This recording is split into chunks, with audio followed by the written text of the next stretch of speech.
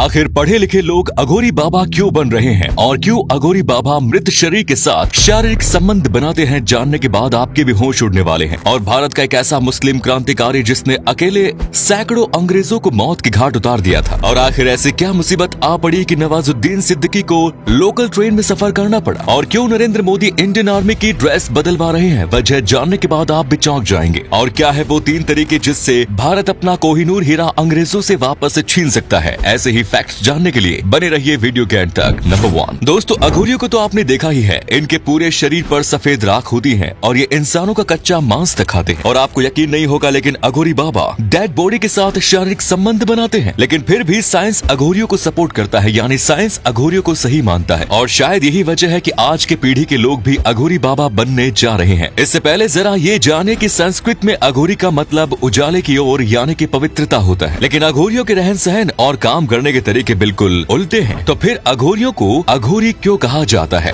अघोरियों की इस रहस्यमयी दुनिया से जुड़े गजब के फैक्ट जानने के लिए बस बने रहिए हमारे साथ। सबसे पहले ये जानते हैं कि आखिर अघोरी मृत शरीर के साथ शारीरिक संबंध क्यों बनाते हैं, यानी कि वो संबंध जिसके बारे में आप सभी लोग सोच रहे हैं। दोस्तों, अघोरी खुद भी मानते हैं कि वो मृत शरीरों के साथ संबंध बनाते हैं। वो इसके पीछे के कारण ये बताते हैं कि मृत शरीर के साथ संबंध बनाना शिव और शक्ति की उपासना करने का सबसे आसान तरीका है। वो मानते हैं कि अगर शव के साथ संबंध के दौरान भी उनका मन ईश्वर भक्ति में लगा रहता है तो इससे बढ़कर भक्ति और साधना का स्तर क्या होगा। दोस्तों, अघोरियों का कहना है कि हर इंसान अघोरी के रूप में ही पैदा होता है, क्योंकि हर एक नया पैदा बच्चा बिल्कुल पवित्र होता है और अघोरी शब्द का मतलब ही पवित्र है। और इसी वजह से अघोरी कहते हैं कि उन्होंने अपना नाम खुद अघोरी नहीं रखा, बल्कि वो पैदा ही अघोरी हुए थे। आपको यकीन नहीं होगा, लेकिन कई अघोरी ये दावा करते हैं कि उनके पास एड्स और कैंसर जैसी बीमारियों का इलाज भी है। हालांकि इसका कोई साइंटिफिक प्रूफ नहीं है। फिर भी अघोरियों का कहना है कि डेड बॉडी के शरीर से तेल निकालकर उन्होंने बड़ी से बड़ी बीमारी का इलाज ढूंढ लिया है। दोस्तों, अगर आपने अघोरियों को ध्यान से देखा होगा तो आपने उनके पास हमेशा एक इंसानी खोपड़ी जरूर देखी होगी। असल में अघोरी इस खोपड़ी का इस्तेमाल खाना खाने के बर्तन की तरह करते हैं।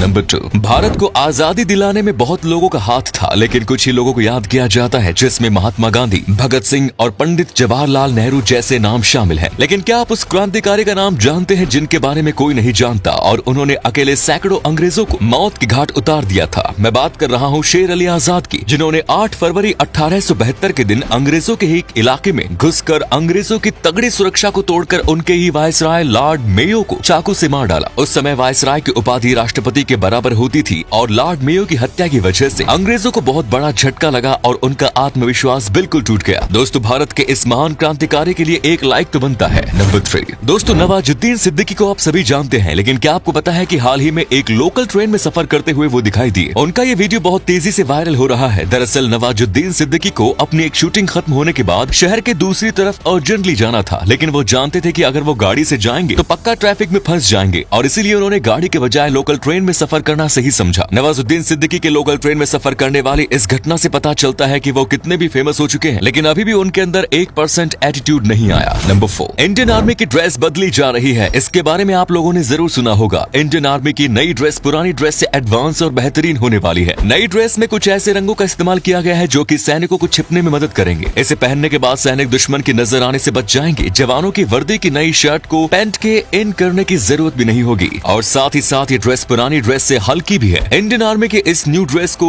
निफ्ट यानी national institute of fashion technology ने डिजाइन किया है। नंबर 5 दोस्तों, कोहिनूर को दुनिया का सबसे चमकीला हीरा माना जाता है, और वैसे भी कोहिनूर का मतलब ही है रोशनी का पहाड़, जिसे कई दशकों पहले अंग्रेज भारत से छल कपट करके ले गए थे। वैसे तो कोहिनूर को दुनिया का सबसे श्रापित हीरा भी माना जाता है, क्योंकि ये हीरा इतिहास में जिस भी पुरुष शासक के पास गया वो बर्बाद हो गया। लेकिन फिर भी क्या कोई ऐसा तरीका है जिससे भारत ब्रिटेन से अपना कोहिनूर वापस ला पाए? भारत किन तरीकों से अपना कोहिनूर वापस ला सकता है? सबसे पहला तरीका है ब्रिटेन से बात करके, जो कि कभी भी सफल नहीं होगा, क्योंकि भारत ने कई बार ब्रिटेन से कोहिनूर हीरा वापस मांगा है, लेकिन ब्रिटेन हर बार वो जवाब देता है कि उन्हें ये हीरा भारत के किसी राजा ने उपहार के रूप में दिया था। दूसरा तरीका है कोहिनूर हीरा के लिए इंटरनेशनल कोर्ट में अपील करके, लेकिन इसमें बहुत ज्यादा समय और पैसा लगेगा, और ऐसा भी हो सकता है कि भारत इंटरनेशनल कोर्ट में हार जाए और फिर भारत को अपना कोहिनूर हीरा कभी वापस न मिले। इसीलिए इस तरीके को तो हटा ही दो। तीसरा तरीका है ब्रिटेन से युद्ध करके, लेकिन जैसा कि आप जानते हैं कि भारत कभी भी खुद युद्ध नहीं करता और हमेशा शांति को लोकप्रिय मानता है, इसलिए भारत कभी ये ये तरीका नहीं अपनाएगा? दोस्तों कमेंट में बताइए कि इन तीनों तरीकों में से कौन सा तरीका भारत को अपनाना चाहिए कोहिनूर हीरा वापस लाने के लिए।